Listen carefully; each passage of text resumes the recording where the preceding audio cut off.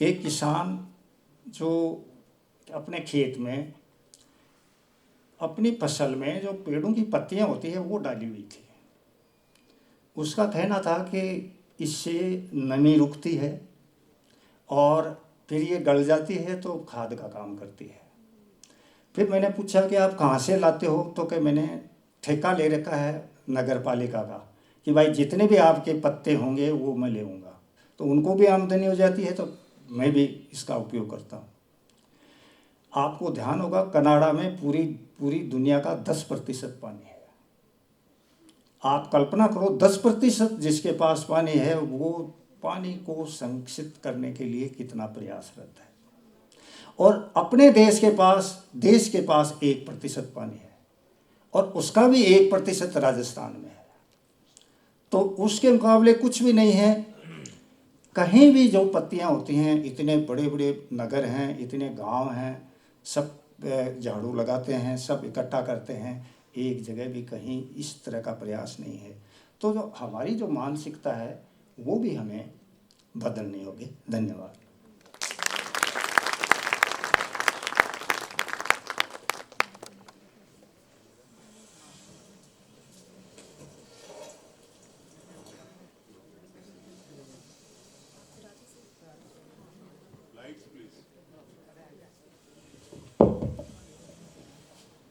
Wonderful lecture. Some questions we can call, 1 or 2 questions. Sure. बाद में कोई चर्चा करेंगे, अभी 1-2 questions important है तो ले। Any questions, queries? If you have, you may raise. Anyone? जल संरक्षण और कृषि के क्षेत्र में सर के इस अद्वितीय योगदान के लिए एक बार मैं आप सबसे अनुरोध करती हूँ कि जोरदार तालियों के साथ सर का अभिनंदन करें। और इसी क्षेत्र में हमारे बीच एक और दिग्गज, एक एक्सपर्ट आज उपस्थित हैं, चतर सिंह जाम सर, जिन्होंने कल हमें बताया कि किस प्रकार थार मरुस्थल में इन्होंने पानी का नियोजन किया, और उसी पर थोड़ा और अपना प्रकाश डालें और अपना मंतव्य प्रस्तुत करने के लिए मैं सर से अनुरोध करती हूँ कि आए और सभा को संबोधित करें। Please sir.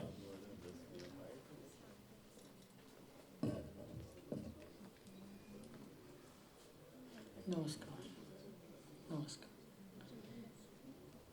जी। अभी भाई साहब ने पानी को लेकर बात कही। भाई साहब ने कहा कि 60 सेंटीमीटर रामगढ़, दाता देने वाला, दाता रामगढ़ में 60 सेंटीमीटर, मेरे रामगढ़ में 16 सेंटीमीटर बरसात होती है। हमारे वहाँ एक कहा गया है कि देवतड़ बिचा चावतड़ बदतो, देने वाले से चाहने वाला अच्छा, बहुत अच्छा। तो कल मैंने यहाँ आया, देखा तो मुझे ये महसूस हुआ कि इन साथियों के मन में जो हम चाह रहे हैं उसमें इनका मकसद है कि हिम्मत बंधे, हिम्मत बंधावनी जो हम चाह रहे हैं वो चाह को हिम्मत बंधाने का साथीगण काम कर रहे हैं। भाई साहब ने जो खेती का बताया, जमीन को 2 बार जुताई का बताया, हमारे वहाँ 16 सेंटीमीटर बारिश, और हम देश के उस छोर में हैं जहाँ बादल घूमता घूमता कभी सबको तृप्त करता हुआ हमारे वहाँ प्यास बुझाने आता है। तो हम उस रेगिस्तान में हैं जहाँ 5-7 mm बारिश तो पड़ते ही वाष्पीकरण हो जाता है। और जब दोपहर में बच्चे पूछते थे, अब पोते पूछते हैं कि बरसात आने वाले, मैंने कहा बेटा ये बरसात तो यदि सांझ को आए तो थोड़ा बरस लेगा, अभी दोपहर में तो ये अभी जैसे दूध फटता है वैसे वो गर्मी में बादल फट जाते हैं। तो एक छोटी सी कहानी है। वो कहानी ये है कि अपना देश बंटा तो कुछ पंजाब पाकिस्तान में रहा, कुछ अपने यहाँ आया। तो पाकिस्तान पंजाब सिंचित क्षेत्र था और लोग पैदल वहाँ जाते थे। तो रात को एक जगह आदमी, रात को ज़्यादा चलना होता था, दिन में बहुत कम चलते थे, गर्मी थी। तो रात को चलते हुए वो एक जगह रुके और करीबन आधी रात के बाद में सोए। तो पगड़ी का सिरहाना करके सोए और सुबह जल्दबाजी में जल्दी उठ के रवाना होना है ताकि दूरी कट जाए और गर्मी सहन नहीं करनी पड़े। तो जब अपना फेंटा बांधने लगा तो फेंटे के कई टुकड़े उसको मिले। तो उसने गौर से देखा तो उस फेंटे को दीमक ने खा लिया था। तो दीमक ने 3-4 घंटे में फेंटे को खाया। तो दीमक कहीं न कहीं नमी में है। दीमक के घर बने हुए देखे तो उसके ऊपर थोड़ी नमी दिखी। तो उसने अपने बच्चों को कहा कि हमें वहाँ जाने की जरूरत नहीं है, हम यहाँ गेहूँ करेंगे। पानी नहीं, गेहूँ में 9-9 10-10 सिंचाई होने वाला। और उस जगह कहा कि बेटा हम यहाँ करेंगे, पर हमको यहाँ 7 हल चलाने हैं। 7 हल मतलब 7 हल।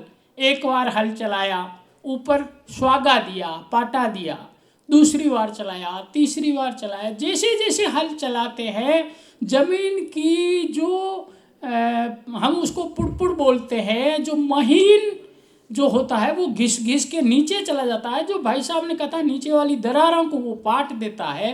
और ऐसे करके उन्होंने गेहूं पैदा किया। गेहूं लेके वो घर आए तो उनकी बहू, बेटे की पत्नी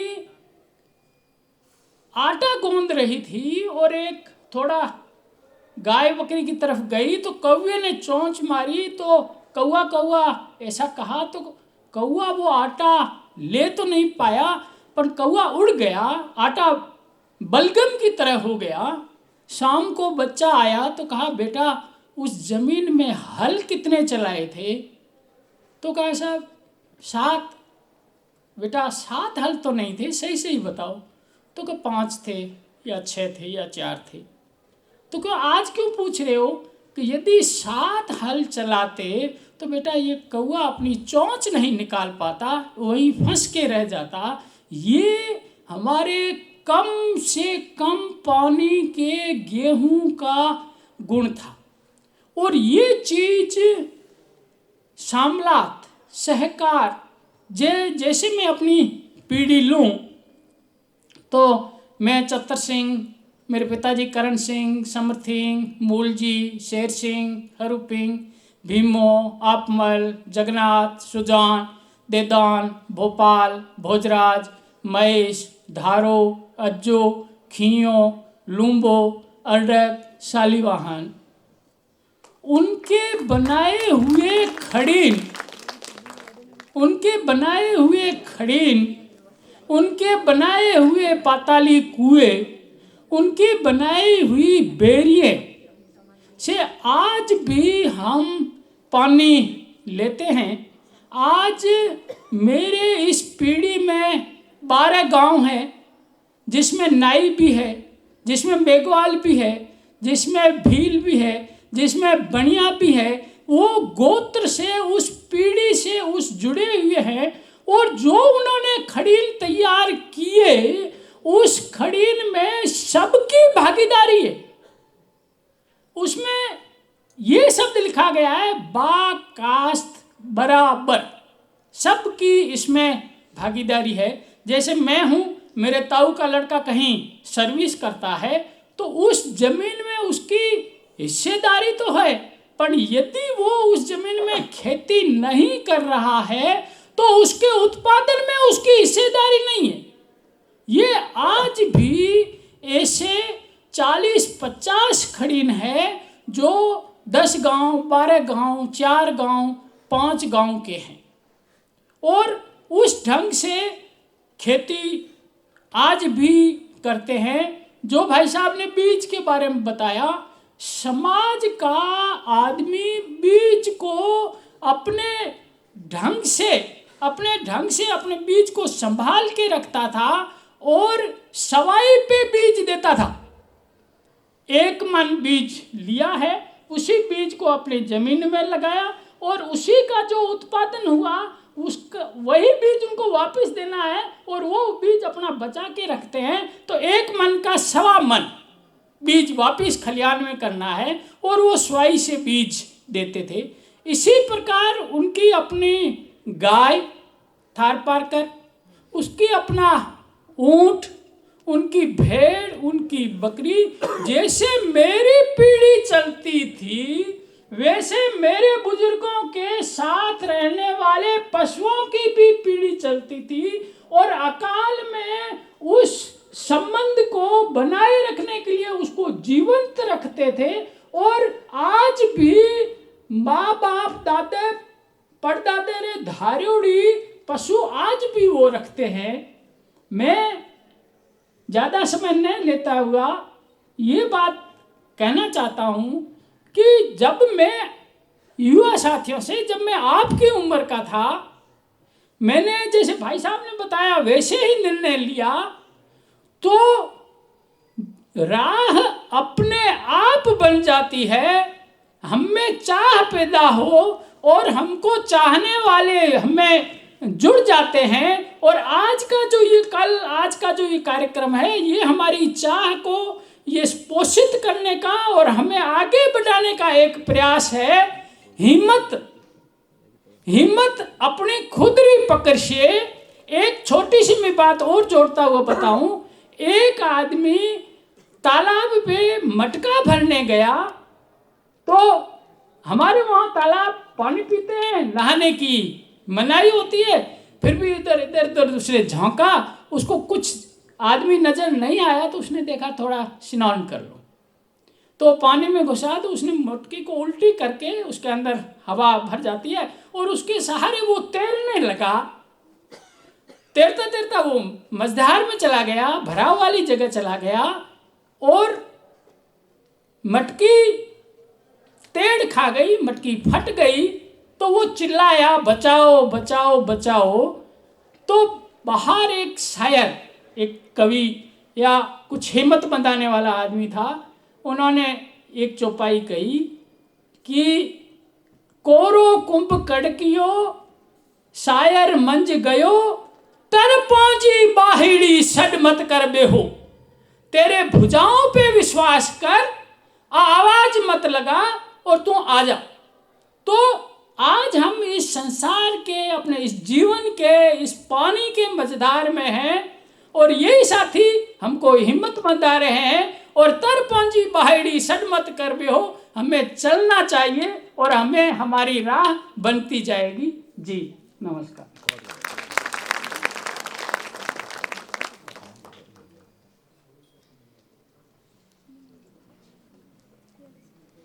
थैंक यू फॉर बहुत अच्छा आपने बताया आपका अनुभव। ये सारा सीमित है वाटर कंजर्वेशन। जो कोई क्वेश्चंस है तो 1-2 सवाल पूछ सकते हैं।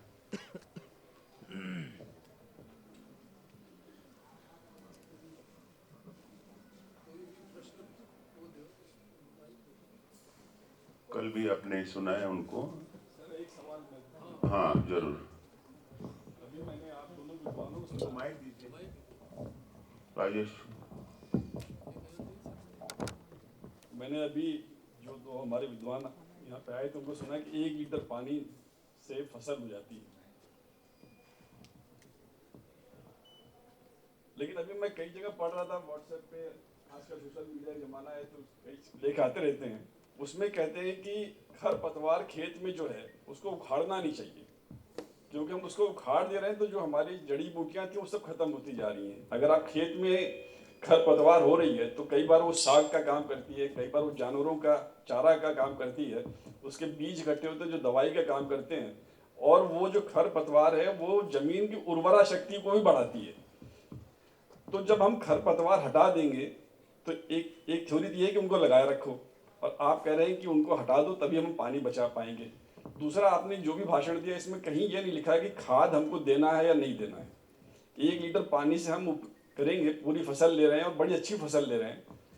लेकिन जो ये आजकल हर जगह खाद दे रहे हैं, हम इतना यूरिया डाल देते हैं कि आजकल ये लोग कह रहे हैं कि हमको ऑर्गेनिक चीज़ें चाहिए, ऑर्गेनिक चीज़ चाहिए। पूरा पंजाब की फसल नष्ट हो गई है खाद के कारण। तो ऐसा क्या है कि जब 1 लीटर पानी से हम कर रहे हैं तो सरकार इसको क्यों नहीं बढ़ावा दे रही है? और हमारे उत्तर प्रदेश में तो हम लोग देखते हैं कि अगर खाद ना दो तो फसल ही नहीं हो रही है। मतलब जमीन की जो उर्वरा शक्ति इतनी खत्म हो चुकी है कि उसमें आपको खाद देनी पड़ती, यूरिया डालना ही पड़ता, तब जाके फसल होती है। तो ये बहुत अच्छी टेक्निक है, लेकिन इसमें मतलब जो दूसरी थ्योरी है कि खरपतवार को लगे रहने दें और आप कह रहे हैं कि नहीं, तो ये समझ में नहीं आ रही क्या बात है सर। पहली बात तो ये है कि ये टेक्निक प्लांटेशन, जो हमारे नेचुरल प्लांट्स होते हैं किसी भी एरिया में, जो भी अलग अलग जगह जो भी नेचुरल प्लांट्स हैं, तो प्लांट्स को आगे बढ़ाने के लिए है और इसमें किसी भी खाद की ज़रूरत नहीं होती।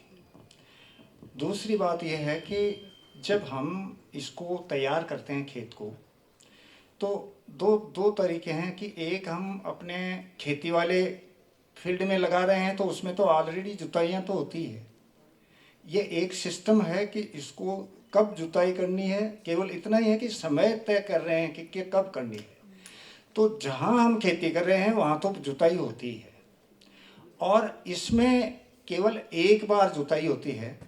और वो जब जुताई होती है और मिट्टी उथल पुथल होती है तो उसमें जो बीज होते हैं वो कहीं नहीं जाते। वो बीज दूसरे साल, केवल 1 साल करते हैं हम, वो दूसरे साल और तेज़ गति से, क्योंकि उनको भी जुताई की ज़मीन, नमी वाली ज़मीन मिल रही है, तो जो घास, वो जड़ी बूटियाँ हैं वो वापस ज़्यादा होती है। जहाँ भी हमने पौधे लगाए हैं, आप कहीं देख लीजिए, यहाँ इंगोनिया गौशाला में भी है, जोधपुर में भी है और भी है, तो उसमें कोई चिंतित होने की ज़रूरत नहीं है। और दूसरा, हम जो फॉरेस्ट कोई लंबी दूरी पे लगा रहे हैं कि जैसे चाहे वो सार्वजनिक जगह है, तो हम बीच में थोड़ी पट्टियाँ उसका हिस्सा छोड़ते हैं ताकि जड़ी बूटियाँ बची रहे। और जब वो जड़ी बूटियाँ उसमें उगेंगी दोबारा तो वो तेज़ गति से बढ़ेंगी, ज़्यादा ही होंगी, कम नहीं होंगी। दूसरी बात कि सरकार क्यों नहीं कर रही है, आपको मैं एक बात कहना चाहूँगा कि सरकार का जो सिस्टम है वो ये पूरी तरह से वेरीफाइड है। एरिड फॉरेस्ट रिसर्च इंस्टीट्यूट द्वारा वेरीफाइड है, फॉरेस्ट डिपार्टमेंट द्वारा वेरीफाइड है, ICAR द्वारा वेरीफाइड है टेक्निक। और जब कोई पुरस्कार मिलता है तब लोग देखते हैं कि ये पुरस्कार क्यों मिला, और बाकी नॉर्मली ही लेते हैं, चाहे कोई कितना ही बड़ा काम करे। तो आपको बताऊं, कोरोना काल था जब पुरस्कार मिला, तो एक बच्चे ने, जो श्री राम ग्रुप स्कूल है दिल्ली का, एक बच्चे ने बैठे बैठे, क्यों घर में ही रहते थे, कि सोचा यार 1 लीटर में अगर पौधा लगता है तो मैं करता हूँ कोशिश। अपने पेरेंट्स से बात की, अपने दोस्तों से बात की, फिर उसने मुझे फ़ोन किया कि मैं 2000 पौधे लगाना चाहता हूँ। वो उसने तब देखा कि वो पुरस्कार मिला, और क्यों मिला। 2000 पौधे लगाए, उसको देख के पिछले साल ICICI बैंक और HDFC बैंक ने, दोनों ने मिलाकर 7500 पौधे लगाए। और इस साल अकेली HDFC बैंक ने 30,000 पौधे लगाए हैं। और ये 30,000 पौधे जब थोड़े से बड़े होंगे तो अपने आप ध्यान आकर्षित होगा, बहुत संस्थाएं आगे आएंगी। और आपको मैं और बताऊं कि एक हरियाणा से मेरे पास आए थे सज्जन, उनके परिवार में कांगो में कोई राजदूत थे। वहाँ लाखों हेक्टेयर ज़मीन पड़ी है, ज़मीन में पानी नहीं है, बरसात अच्छी होती है, लेकिन पौधे लगने के कोई वहाँ वो तरीके नहीं है। तो उन्होंने कहा वहाँ भी लग सकता है। मैंने कहा वहाँ भी लग सकते हैं, बरसात हो रही है तो लग सकता है। तो कहने का मतलब है आगे जाकर अगले 4-5 सालों में, इस साल वो 1 लाख पौधे लगाने की सोच रहे हैं, आगे चलकर सरकार के जो सिस्टम है वो भी इंक्लूड हैं। अब देख रहे हैं कि क्या है, क्या कैसे होगी, किस तरह से होता है, लेकिन इसमें जो काम है वो पूरा करना पड़ता है। आप उसमें 10% भी नहीं बचा सकते, क्योंकि जो तकनीक है वो तकनीक पूरा 100% उसमें काम होता है तो ही काम करती है, चाहे किसी इंजन की हो, चाहे किसी और तकनीक हो। तो तकनीक होती है, थोड़ा सा इसमें पारदर्शी होना जरूरी है।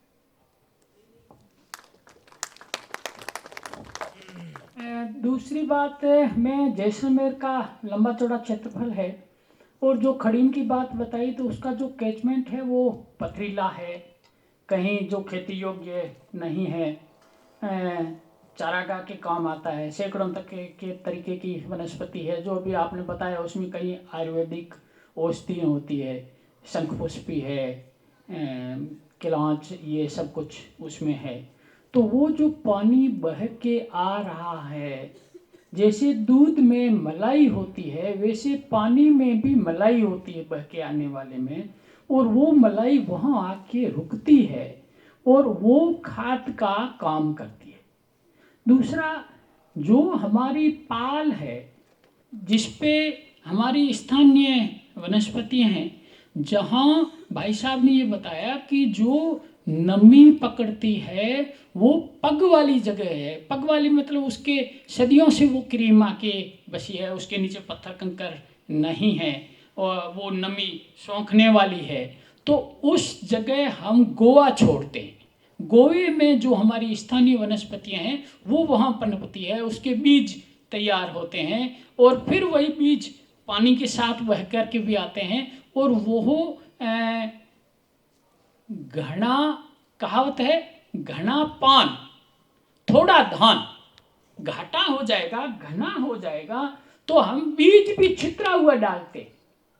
तो वो जो वनस्पतियां हैं छितरी हुई है, वो बड़े पौधे के रूप में, और अपनी प्रकृति भी जूझती है, वो भी कोशिश करती है और वो समाज की दृष्टि में है तो वो पनपती रहती है। इससे मैं थोड़ा विज्ञान जोड़ना चाहता हूँ। ये अनुभव है सृष्टि को देख के पौधों के लिए, खेत के लिए काम बनाते हैं। वाटर कंजर्वेशन एक एस्टैब्लिश फार्मूला है कि 1% carbon is increased. If you create it 1%, that will hold 6% water. उनको जमा करना ड्राई एरिया में, स्क्रब लैंड में, जहाँ कोई पौधे नहीं हैं, वो बहुत पहला काम है जो आप कर रहे हैं। छोटे छोटे पौधे, या तो आपने बताया कि रेत से भी जो उड़ जाती है पकड़ते हैं, तो क्या उड़ जाता है, वो कार्बन मूवमेंट है, उसको आप पकड़ के जमीन पे रखते हैं, तो वो जमा होते होते जो मलई बनती है, आप बोलते हैं ना। अब जब मलई बनती है यानी माइक्रो कीचर्स भी वहां आते हैं और उससे जो मूवमेंट होती है, ऑक्सीजन मिलता है, वो डिसॉल्व होता है और सॉइल ह्यूमस फॉर्म हो जाता है, जो बारिश आने के बाद ह्यूमिक एसिड में भी पैदा हो जाता है, कन्वर्ट होता है, और उससे वो जमीन की जो न्यूट्रिएंट्स हैं, जो वनस्पति को 18 एलिमेंट चाहिए, सभी तो नहीं मिलते हैं, उनका मिनरलाइजेशन शुरू हो जाता है। वो मिनरलाइजेशन होने के सिवा उसका अपटेक नहीं होता है, यानी कि वो ऑक्साइड फॉर्म में हो या एसिड फॉर्म में हो तो आयनाइज होके जब तक से सोडियम है, पोटेशियम है, कैल्शियम है, वो आयनिक स्टेट में नहीं आता, उसको हम विघटन बोलते हैं। वैज्ञानिक से दृष्टि से उसका अपटेक प्लांट से नहीं होता है, ये बेसिक साइंस है। तो ये भाई साहब वो इसको ध्यान दे के ये कार्बन जमा करना, सॉइल ह्यूमस पैदा होता है, ऑक्सीजन डिजॉल्व होता है और एक शक्ति बन जाती है पौधों के लिए, उससे वो चलता है। मैं देखा दिल्ली से राजस्थान आ रहा था यूनिवर्सिटी में जब वीसी था, तो मुझे बड़ा सरप्राइज हुआ कि ये बारिश नहीं, ड्राई लैंड है, फिर भी वहाँ चना बोया जाता है, बड़े ढेर लगे चने के। तो मैं गाड़ी रोक के जाके देख के आया, तो कोकण देखोगे बहुत बारिश होती है तो एक चने का पौधा उसको 100-200 रहेगी, वो सेंग लग जाती हो, और यहाँ 3-4-5 है। तो मैं सोचा कि एक से अगर 10-12 भी मिल जाते हैं तो मल्टीप्लिकेशन है, और there is a crop in dry land. तो ये आपको ध्यान में रखना है। दुबई में अभी जो डेजर्ट्स हैं उनको पास्चर कन्वर्टमेंट लगा है। मैं देखा वो पूरे सैंड ड्यून्स हैं, रेगिस्तान में भी अपने यहाँ है, तो ऐसे पौधे हैं, पता नहीं वो क्या है, मैं दूर से देखा, वो लगाते हैं थोड़ा ही मॉइस्चर से हवा के वो तैयार होते हैं, उनका कार्बन जमा होते जाता है और धीरे धीरे वो सैंडी लैंड को कन्वर्ट करते हैं पास्चर लैंड में। फिर आगे जैसे वो बढ़ते हैं कार्बन जमा होते हैं। तो दुबई का बहुत सारा जो लैंड, ये तो सैंड था, डेजर्ट था, रेगिस्तान जैसा, तो धीरे धीरे सॉइल कन्वर्जन का कार्बन एडिशन होता है। ये सारे तत्वों में आपको ये पकड़ना है कि जब कार्बन रहेगा तो वाटर होल्डिंग रहेगी, वाटर होल्डिंग रहेगी, जितना बढ़ाओगे उतना वाटर होल्डिंग हो जाएगी और पौधों को बढ़ना आसान हो जाता है। धन्यवाद।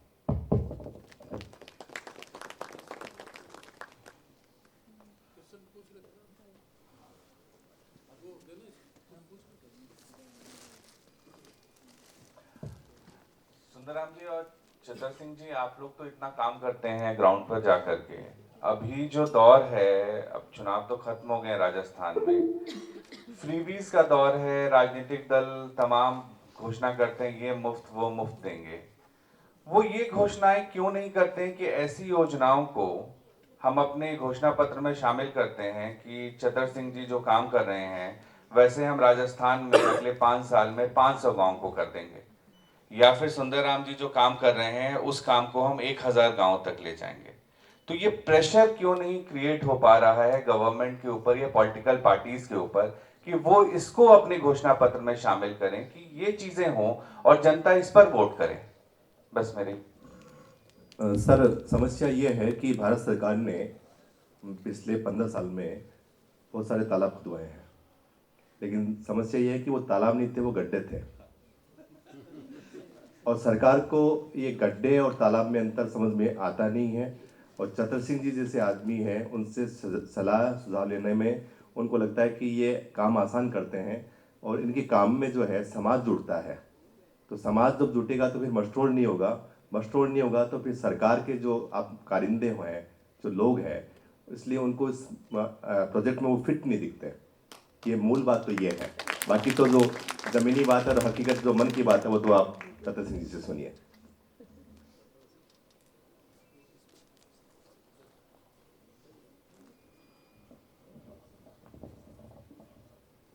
कल मुझे भाई साहब ने पूछा कि पदयात्राएं आप चलाते हैं, तो हमारे कुछ साथीगण हैं और हम ओरण बचाओ, ओरण वो देवभूमि है जिसमें हल नहीं चलता, जिसमें कुल्हाड़ी बंदी है और उसमें देशी विदेशी कई पक्षी आते हैं, कई जीव जंतु रहते हैं, और वो देवभूमि 500-700। हमारे जैसलमेर में जमीन का कोई रिकॉर्ड नहीं था, आज़ादी के बाद में रिकॉर्ड बना और उसमें कुछ भूलें रही तो वो दर्ज नहीं हो पाई।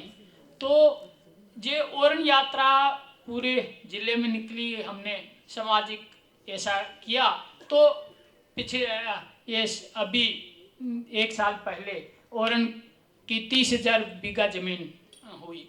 दूसरी बात, जो काम है वो श्रद्धा और विश्वास का है, जिसके प्रति श्रद्धा जगेगी। कल भी यहाँ से एक बात कही थी कि आप किस मन से उसे सुन रहे हैं, उसी मन से वो प्रभावकारी बनेगी। तो उन नेताओं के पास उतना मन, उतनी श्रद्धा, जो मैंने बात कही कि देने की इच्छा न हो, चाहने की इच्छा पैदा हो तो ये नतीजे आएंगे।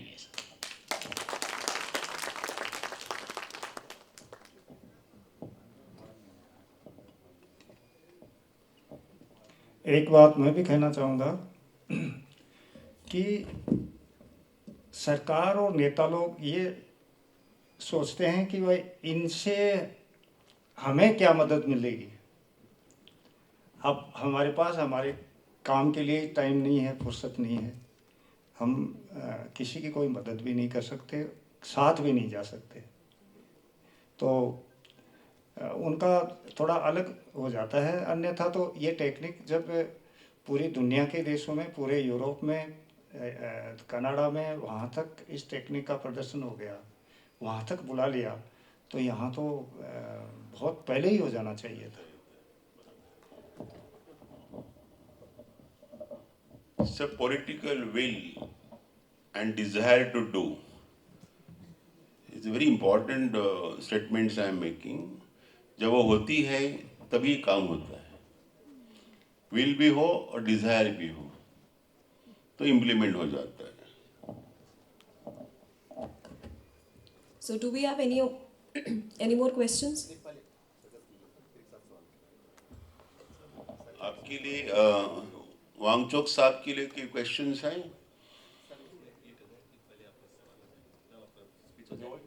So request professor A D Sawant sir कि आप पहले एक बार अपने रिमार्क्स दे दें, एक्सपर्ट व्यूज प्रस्तुत कर दें, फिर हम इकट्ठे क्वेश्चंस ले लेंगे।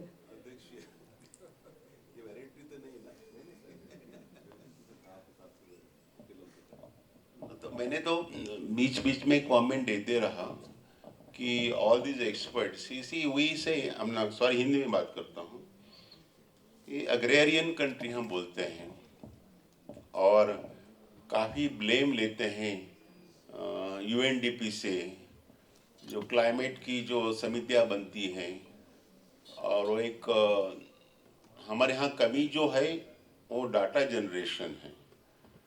तो उस ब्लेम को इंटरनेशनल पॉलिसी बनाने में हमें बहुत झेलना पड़ता है पॉलिसी मेकिंग में। जैसे कैटल कंट्री बोलते हैं और मीथेन प्रोड्यूसिंग इंडिया करके बोलते रहते हैं, लेकिन ऐसी डेयरी इंडस्ट्री नहीं जो कनाडा में और इधर नीदरलैंड में है। They are confined cattles and बड़ी मात्रा में वो concentration, source of emissions is very huge, बड़ा होता है। तो हम अभी बोल रहे हैं कि हमारे तो कैटल स्प्रेड है अक्रॉस, जंगल में घूमते रहते हैं और धीरे धीरे अर्बनाइजेशन हो रहा है तो कम भी हो रहा है, वो है। लेकिन agriculture country means straws and paddies all biomass is a source, methane emission का होता है। उससे भी हम बात करते हैं कि अपना फास्ट इंफ्रास्ट्रक्चर डेवलपमेंट हो रहा है और हमारी खेती के लिए बहुत डेंजरस है। यहाँ तो नहीं बोलता सकता हूँ मैं, लेकिन जहाँ भी इंडस्ट्री बनी है, आप धनबाद में जाके देखिए, कोल माइनिंग है, सारे पौधे ब्लैक सूट से कवर हो गए।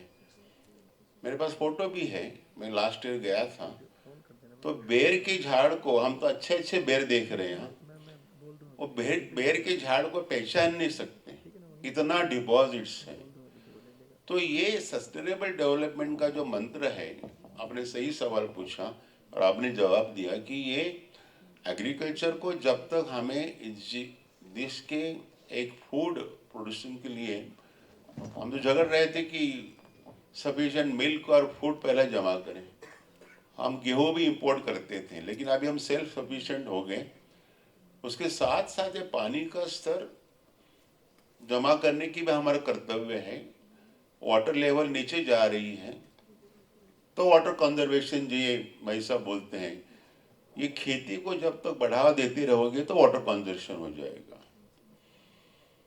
और उसकी जो टेक्निक उन्होंने बताया है कि माइक्रो लेवल पे पानी को पकड़ना बहुत जरूरी है। राजेंद्र सिंह को बोलते हैं कि पानी को रोक लो, वो बहने वाला पानी। आप जो कर रहे हैं वो जमीन पर जो एग्री लैंड में इसको कैसे पकड़ना कि जहाँ कार्बन नहीं हुआ पानी रुकेगा नहीं, तो कार्बन जमा करो। कार्बन जमा करे तो सॉइल इंप्रूवमेंट हो जाएगा, माइक्रोफ्लोरा भी रहेगा और उससे आप कई प्रकार के फसल ले सकते हैं, जो बहुत इम्पोर्टेंट है food to the medicine. But सबसे इम्पोर्टेंट ये है कि ये बायोमास तैयार करना, जो डेजर्ट लैंड है, इन्होंने जो एक्सपेरिमेंट बताया 1 लीटर पानी में इसका मतलब एग्जैक्टली आप 1000 ml मत गिनिए, it can be plus minus, but ये this is a slogan to popularise. कल कोई बोले कि मेरे को तो 1 लीटर नहीं मिलता है तो मैं कैसे झाड़ लगाऊं, ऐसा मत कहिए। आधा लीटर भी होगा तो छोटा पौधा बनेगा, बड़े को 2 लीटर भी लगेगा। बट ये मॉइस्चर रूट लेवल पे पकड़ने का इन्होंने एक्सपेरिमेंट किया, ये तो सक्सेसफुल है। लेकिन स्टूडेंट्स अपने रिसर्च में वाटर होल्डिंग बड़े पॉलीमर्स होते हैं, उसको बायोमास से मिक्स कीजिए, और ऐसे पॉलीमर्स हैं कि बेल्जियम यूनिवर्सिटी में 10 साल रिसर्च के बाद वो बन गया सक्सेसफुल। उसको बोलता है, बच्चों लिख लीजिए, टेराकॉटम। टेराकॉटम करके एक पॉलीमर 10 साल की रिसर्च के बाद बना। तो ये अपने देश में क्यों नहीं आ रहा है मुझे पता नहीं। और वो क्या होता है टेराकॉटम में, बोलता हूं कि अपने वजन से वो 200 टाइम्स पानी होल्ड करता है। मैंने उसको यूज किया है, सोमानी इंडस्ट्रीज है, उससे मार्केटिंग करने की कोशिश की, लेकिन हाँ इतनी बारिश होती है, वो इस प्रांत में आना चाहिए। तो मुराजी को वहाँ यहाँ वो ग्रीन का चल रहा है तो उसमें यूज करना चाहिए। इस बोतल में अगर 5 मिलीग्राम भी डालोगे तो पूरा स्वेलिंग होकर पूरा पानी को पकड़ के सॉलिड बन जाएगा। और जब पौधों के यहाँ आप रख के फिर वहाँ लगाओगे तो इसकी इंपॉर्टेंस ये है कि जब पौधे को पानी चाहिए तभी वो छोड़ देगा, तब तक नहीं छोड़ेगा। और जो पकड़ के बैठते हैं तो एक्सेस वाटर भी नहीं है, ज्यादा होगा तो पौधे पीले हो जाते हैं, मर जाते हैं। जैसे ड्राई होने से मर जाते हैं तो ज्यादा पानी से भी पत्ते पीले होने लगते हैं। हम बोलते हैं sign yellowing of the leaves is a sign of the excess water और इरिगेशन, जो रोजेस में जल्दी मालूम पड़ता है। तो पानी छोड़ते नहीं। ये पॉलीमर बड़े देशों में लेबर कंस्ट्रेंट और स्प्रिंकलर होने के कारण ये पॉलीमर लॉन हो उसमें बिछा देते हैं, ऊपर एक सॉइल का लेयर डालते हैं थोड़ा, और फिर लॉन लगा देते हैं। पौधों के नीचे भी वो लगा के हमने एक्सपेरिमेंट किया कि आपको 2-3 महीना पानी देने की जरूरत ही नहीं है, वो पानी छोड़ देगा जब झाड़ को चाहिए। तो ये टेक्नोलॉजी, आपके इस सवाल से हम लोग सहमत है कि ऐसे टेक्नोलॉजी जब हम इतना खर्चा करते हैं देश के डेवलपमेंट के लिए, तो dry and semi arid zones में क्यों नहीं आता है। अभी हैदराबाद में एक इंस्टीट्यूट है इनक्रिसैट, और ये institute for semi arid agriculture, and उनका काम ये है कि जहाँ मॉइस्चर कम है वहाँ कौन से क्रॉप चलेंगे, लेकिन वो रिसर्च वहाँ की वहाँ रह जाती है, फील्ड में नहीं आती है। एटॉमिक एनर्जी ने भी ऐसे क्रॉस बनाए हैं, मूंगफली से उड़द या मूंग तक, with the help of radiation changes and mutation, नई varieties drought resistant। मेरा सवाल हमेशा रहता है, ये रिसर्च फील्ड तक जाना चाहिए। ये सीड्स के हर प्रांत में स्टॉल्स होने चाहिए, मार्केटिंग होनी चाहिए। तो इस विल की कमी है, उसके लिए पॉलिसी मेकर्स को सोचना है। हम तो एग्रीकल्चर प्राइस कमीशन के बारे में नहीं बोलते हैं, किसानों का बढ़ावा होने के लिए क्या होना चाहिए उसकी बात नहीं करते, वो तो एक डिफरेंट फील्ड है। लेकिन हम जो बोते हैं, उगाते हैं, उसको होना चाहिए। और नेचर्स वेगरी, मैं दूसरे मुद्दे पे बोल रहा हूँ थोड़ा सा, कि मेट्रोलॉजिकल डिपार्टमेंट अच्छी तरह से सोशल मीडिया का यूज करके ये वेदर के बारे में क्यों नहीं बताती रहती।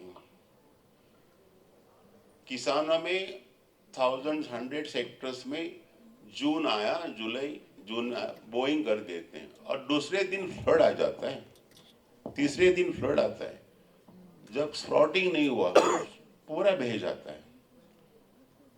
इसमें ये बड़ा डिजास्टर है किसानों के लिए, ये भी बातें होनी चाहिए।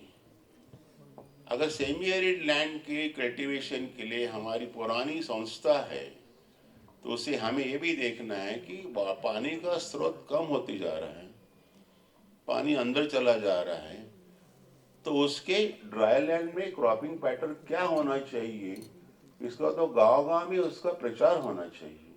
और अब सोशल मीडिया से इजी हो गए, स्टूडेंट्स वॉलंटियर्स को ये बात करनी चाहिए।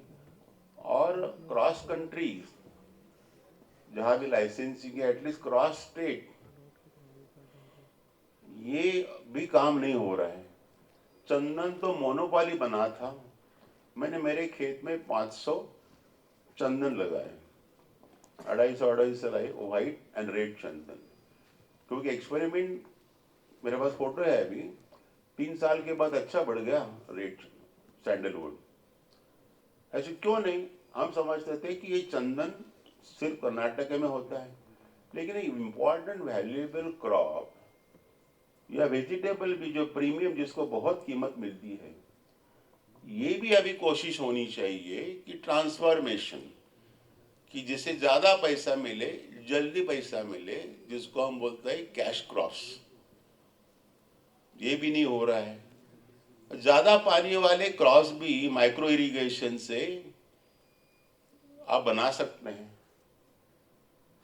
तो कहने का मतलब है कि climate change, soil improvement, water improvement, water conservation के लिए ये टेक्नोलॉजी तो आनी चाहिए कि तकनीकी बातों से ये बातें जल्दी हो जाती हैं। Growth period, cultivation period, everything can be change. और IRI, Indian agriculture research institute Pusa, इनसे तो किसानों से लगान यानी कि एडवर्टाइजमेंट जो कैंपेन निकलने चाहिए कि उनका ये संस्था का काम है, पूसा इंस्टीट्यूशन का। जितना हम पहले सुनते थे वो धीरे धीरे कम हो रहा है, पता नहीं क्यों हो रहा है। तो ये सारी संस्था हैं, एग्रीकल्चर यूनिवर्सिटी है, just like us, we are producing graduates. Prime minister ji बोलते हैं ये करना है वो करना है, कोई एग्रीकल्चर से आगे आके हम ये करेंगे, एक्सटेंशन सर्विस में गांव-गांव में जाएंगे, ऐसा होता ही नहीं है। इसलिए हमको सबको इंजीनियरिंग हो, मेडिकल हो, आर्ट्स हो, साइंस हो, कॉमर्स हो, जैसे हमने पिकअप किया कुछ बातें, अपना विषय चलाते चलाते मैं 26 PhD मेरे अंडर हो गए, बहुत पब्लिकेशंस हैं, वो तो कोर साइंस मेरा रिसर्च। उससे ज़्यादा काम हम लोगों से हाथ से ये हो गया है कि लोगों ने बागवानी की, मैंगो प्लांटेशंस किया, जरबरा किया, ग्लैडियोलस किया, रोजेस किए, बॉम्बे का मार्केट फ्लडेड हो गया, local around growing of those पपीता, बनाना, ये सारे टेक्नोलॉजीज जहाँ सक्सेसफुल है किसानों तक लेके गए। इनको भी देने की जरूरत है। इनका मूवमेंट इतना नहीं जितना हम लोग करते हैं, क्योंकि दे आर सीमित है अपने काम में। जैसे जलगांव में फेमस जैन इरिगेशन सुना होगा आपने, तो उन्होंने एक बनाना वैरायटीज तैयार की, सब किसानों को कैसे मालूम पड़ेगी? नहीं, एनजीओस का काम है उसको लेके जाना। तो Basrai banana is a very good variety, stable है, उसका बहुत प्रचार हो गया, उनके किसानों की आमदनी काफी बढ़ गई। वही पपीता की बात है, वो मोरिंगा की बात है, हैदराबाद से वैरायटी है CK9। तो ये मैं जो बोल रहा हूँ केमिस्ट्री का आदमी बोल रहा है, प्रोफेसर ध्यान में रखिए, CK9 वैरायटी और आपकी ये भिंडी जो वैरायटी पूसा की है, 18 नाम नंबर है उसका, तो इसमें आपको आइडेंटिफाई करना है कि मोस्ट यील्डिंग, अच्छे यील्डिंग, कम पानी लेने वाली, और पेस्टिसाइड नहीं चाहिए। आपने बताया बराबर कि आजकल एनवायरनमेंट इतना बिगड़ा है कि without fertilizers without pesticides and fungicides, you cannot take crop. And if you spray that, economy खराब होती, उससे ज़्यादा हेल्थ खराब हो जाती। वो दूसरा साइंस है जिसको बोलते हैं पेस्टिसाइड रेसिड्यूज। जैसे मैंने बताया कि वो मुंबई के क्रैब और लॉबस्टर में इंडस्ट्री का पोल्यूशन का सीसा और कैडमियम जमा होता है।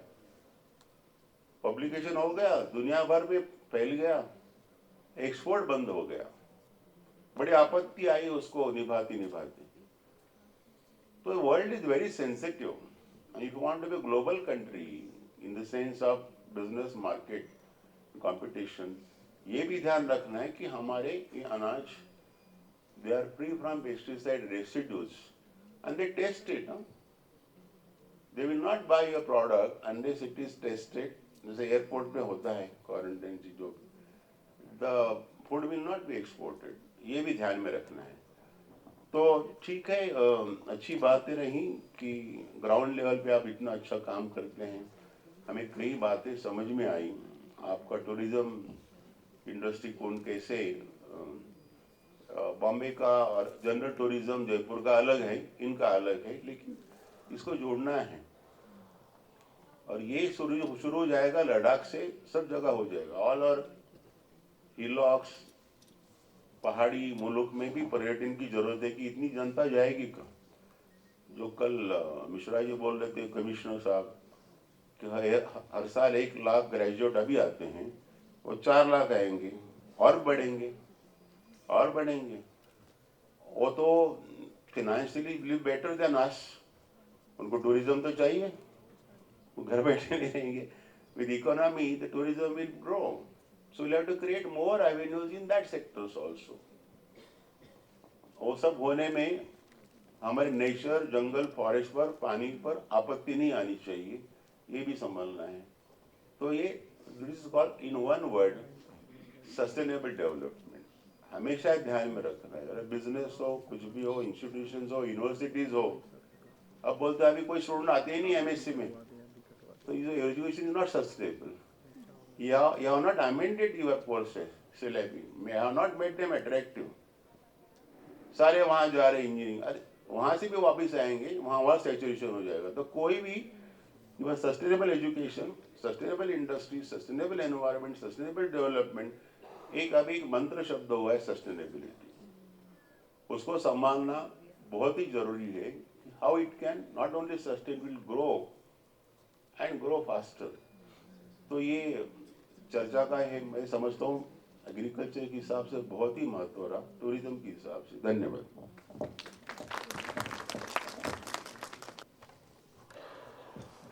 अब हम अपने सवालों का सिलसिला वापस शुरू करते हैं। माइक, एक माइक नीचे ले लीजिए, एक माइक नीचे ले लीजिए आप। वेलकम प्रोफेसर विद्या जी। वो चल रही गांधीयन थॉट से, तो उनको तो ये बात पसंद आई होगी, पूरा सुनी कि नहीं पता नहीं।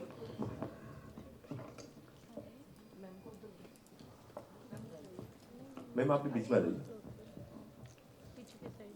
आप अपना नाम और अपना सवाल किससे वहां से शुरू कर सकते हैं, क्योंकि हमारे पास बहुत सारी चीज़ एक साथ आई है। साइंटिफिक अप्रोच भी आई है और ग्रामीण स्तर पे कैसे वो प्रयोग कर रहे हैं उसकी चर्चा भी हम लोगों ने की है। हमने लद्दाख के क्लाइमेट में से निकल के उद्यमिता का एक श्रेष्ठ प्रतिमान स्थापित करने वाले वांगचू समसू साहब को भी सुना है। और जैसलमेर जैसे इलाके में जहाँ पानी की कमी है, पानी का अभाव है, वहाँ पे कई मतलब हजारों की तादाद में जिन्होंने तालाब खड़े कर दिए। एक्चुअली में वो आपको बताने भी वाले थे कि हम वहाँ पे उनको तालाब उस रूप में नहीं बोलते हैं, वो खड़ीन का प्रयोग है। खड़ीन और तालाब में थोड़ा अंतर है, तो मैं चाहूँगा कि वो खड़ीन तालाब का अंतर भी हमको बताएं। इसके अलावा एक जो महत्वपूर्ण बात है कि पानी के जो टाइप्स हमारे यहाँ पे होते हैं, क्योंकि राजस्थान जो है उसको बोलते हैं कि राजस्थान में अभाव है, लेकिन अभाव में भी बहुत सारे रंग है, बहुत सारे शब्द है, हर चीज़ का एक यूनिक शब्द है हमारे यहाँ पे, हम कॉमन शब्द यूज नहीं करते। तो पानी के 3 प्रकार जो उन्होंने बताए थे उस पर भी चर्चा मैं चाहूँगा कि एक बार वापस उस पर भी रिमार्क उनका मिले हमको। तीसरी महत्वपूर्ण बात उन्होंने बताई थी जो कल रात को, कि 2 जगह के पानी का लेवल नापा गया था 40s में, 40 के दशक में, एक मथानिया का, एक आपके गांव का। मथानिया का जो पानी का लेवल था उस टाइम पे वो था 65, और आपके गांव का, आपके घर का जो कुआं था उसका लेवल था 145। आज 2023 में हम लोग वापिस पहुंच रहे हैं, तो मथानिया का जो पानी का लेवल है, हमने इतनी मिर्ची लगाई, इतनी मिर्ची बेची कि पानी का लेवल हम लोग 1100 फीट पे ले गए। और दूसरा प्रयोग इन्होंने किया, इन्होंने पशुपालन को ध्यान दिया, खेती को ध्यान दिया, और आपके रामगढ़ में, आपके गांव में, आपके कुएं का पानी 2023 में भी 165 फीट पे ही है। तो ये जो प्रयोग, प्रकृति परक जो प्रयोग है, ये प्रकृति परक जो प्रयोग है, हमको इसके साथ अपनी उद्यमिता का विकास अगर हम लोग कर पाएंगे तो कुछ दे पाएंगे।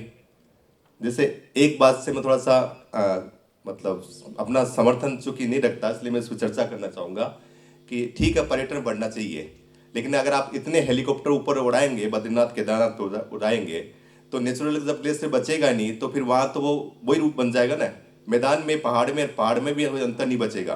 तो हमको क्या अपने डेवलपमेंट को, या अपने इंडस्ट्री को, या पर्यटन को, या उद्यमिता को किस लेवल तक लेके जाना है? हम जिस विकास की बात कर रहे हैं, क्या ये विकास विनाश की ओर तो नहीं जा रहा? तो इसको भी हम लोगों को एक बैलेंस करना चाहिए। इसके बारे में मैं चाहूँगा कि एक बार वो पानी का टाइप्स और कैसे उन्होंने पानी का प्रयोग किया, लेवल को बनाए रखा, मैं पहले चतर सिंह जी से रिक्वेस्ट करूँगा कि एक बार वापस अपना वो रिमार्क हमको दे।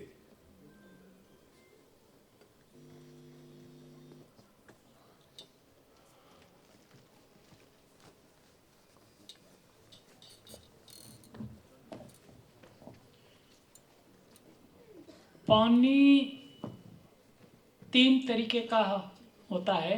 पार्लर पानी जो बरसाती पानी है और हमें हमारी आँख से दिखता है, वो पार्लर पानी है। ये पानी जब नमी के रूप में पाताल में तो नहीं जाता है, नीचे मुल्तानी मिट्टी की सतह के कारण रुक जाता है, उसको हम रेजवानी पानी कहते हैं। और यही रेजवानी, यही नमी जो भाई साहब ने बताया कि वो जुताई से ऊपर आती है, हम धरती माता कहते हैं।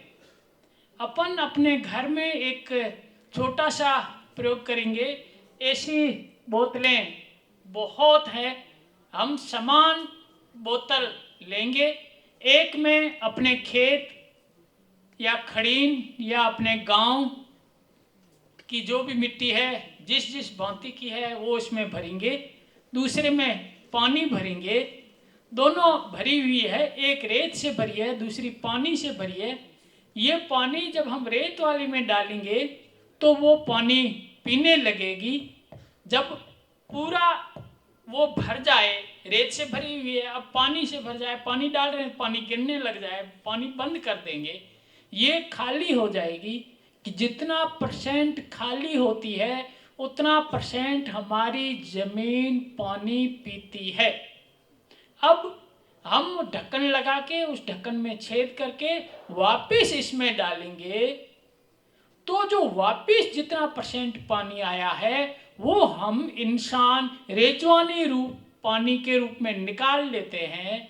जो पानी वापस नहीं आया वो धरती माता ने वनस्पति जगत के लिए, हवा के लिए, तापमान के लिए अंदर रखा है।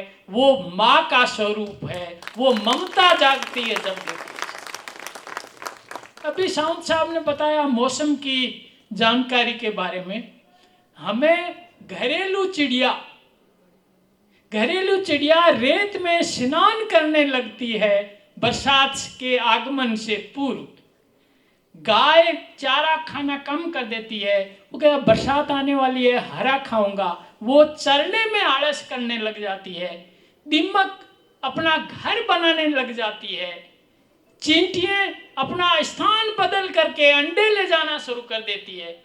टिंटोली रात को बेचैन हो जाती है कि मैंने अंडे दिए हैं, वहाँ पानी भर जाएगा, तो वो रात को उड़ के दर्दपूर्ण आवाज निकालने लग जाती है। खेजड़ी की कोपले हैं, कोमल कोपले हैं वो थोड़ी थोड़ी जलने लग जाती है, भेड़ बकरी हवा के विपरीत चलने लग जाती है, आकाश में तीतर पंखी बादली दिखने लग जाती है, रात को चांद के चारों तरफ घेरा नजर आने लगता है, तारों में एक चमक आती है। पोता बोलता है, दाता ये आज ऐसा चमक क्यों आ रही है? सूरज उदय होने और अस्त होने में मोगे पैदा करता है, एक रोशनी पैदा करता है, दूर महसूस होता है कहीं बादल है, उसके बीच में ये उगती हुई किरण हमको चमक दे रही है। बदलती हवाएं, उमस धमक, हमारा पक्षी जगत, कौवा, कौवे को उस मौसम में अंडे देने होते हैं। मानसून पहले आ रहा है या लेट आ रहा है तो उसको वृक्ष पे कहाँ अपना घोंसला बनाना है। इस बार बरसात ज्यादा आएगी तो फिर वो दक्षिण साइड में घोंसला बनाएगा, इस साल हवाएं ज्यादा चलेगी तो उत्तर साइड की डाली में घोंसला बनाएगा। तो कौवा घोंसला कहाँ बना रहा है, सुगन चिड़िया कहाँ बोल रही है, तीतर क्या बोल रहा है, उल्लू रात को क्या क्यों बार बार बोल रहा है, हरिन, मैं आपको बताऊं साहब, हरिन हमारे वहां पालर पानी रेगिस्तान में 15-20 या 1 महीना बस, इससे ज्यादा नहीं होता। फिर वो जंगल में हरिन बिना प्यास 10-11 महीना वो निकालता है। वो 10-11 महीने निकालने के बाद जब बरसात से पूर्व, बरसात का मौसम आने से जब वो भागने दौड़ने लगता है, वो नाचने जैसे दृश्य करता है, तो महसूस होता है कि अब इसको पानी सूझ रहा है और बरसात आने वाली है। तो ये सब चीजें प्रकृति के साथ जीने से प्रकृति बोलने लग जाती है। भाई साहब ने अभी बताया कि मथानिया में 65 फीट से 1100 फीट पानी चला गया, और हम पशुपालन से जो पानी का स्तर है वो वही लेके बैठे हैं। आज भी जब मैं जवान था, मेरी शादी हुई, जब वहाँ मुझे पूछा गया, मेरे साथी जो मेरे साथ थे उनको पूछा गया कि आपका नाक किधर है। साथी, ये प्रश्न कभी कोई पाठ्यक्रम में नहीं था, ये समाज की उन महिलाओं ने प्रश्न किया। तो उसने जैसे नाक के हाथ लगाई वो सब हंसने लगी। हमारे वहाँ जो हमारा पाताली कुआं है वो हमारी नाक है। आप की जो इज्जत है, जो आबरू है, जो पीढ़ी दर जोड़ में अभी मैंने बताया, उनके बने हुए आज भी कुएं हैं। वो हमारे लिए जीवन मरण, उनका कोई, आज खड़ीन की मैं बात करूं, कोई यदि खड़ीन की हिस्सेदारी कोई बेचना चाहे तो बेच भी नहीं सकता, क्योंकि वो अनमोल है, उसकी कोई कीमत नहीं है। ये सब चीजें समाज का शिक्षण, समाज का पाठ्यक्रम, ये दादा बेटा और पोता, सास बहू और नंद, ये सभी पानी के जल स्रोतों पे, खड़ीन पे, ये जब एक साथ मिलके काम करते हैं, काम भी नहीं, पिकनिक भी नहीं, सभा भी नहीं, बस ये मिला जुला रूप है जिसको बंतल बोलते हैं। और वो पाठ्यक्रम, वो ज्ञान पीढ़ी दर पीढ़ी आगे चलता रहता है, और ये प्रक्रिया हम समाज को इन चीजों की जानकारी देता है और हमें जिंदा रखता है। और वनस्पति से लेकर शंखपुष्पी एक हमारे लिए तो चारा ही है, पर अभी वो बाजरी के सामने सूखा चारा तोल करके हमको बाजरी दी जा रही है, वो हमारी शंखपुष्पी ली जा रही है, उसकी याददाश्त की टॉनिक बनती है। ऐसी चामकस है, ओइंद है, लाना है, कई तरह की वनस्पतियां हैं। और ये वनस्पतियां हमारे जब पशु चर के आते हैं, उन्हें हमें दूध और घी के रूप में मिलती है। हमारे वहाँ का घी आज बाजार में घी की कीमत 500 से शुरू होती है, 700 जाके रुकती है। हमारे घी की कीमत 900 से शुरू होती है और 1200 जाके रुकती है। उस घी में वही वनस्पतियों की चीज है जो हमारे लिए उतना उपयोग। तो पार्लर पानी, रेजवानी पानी और पाताली पानी। पानी, कल मैं भाई साहब को ये बता रहा था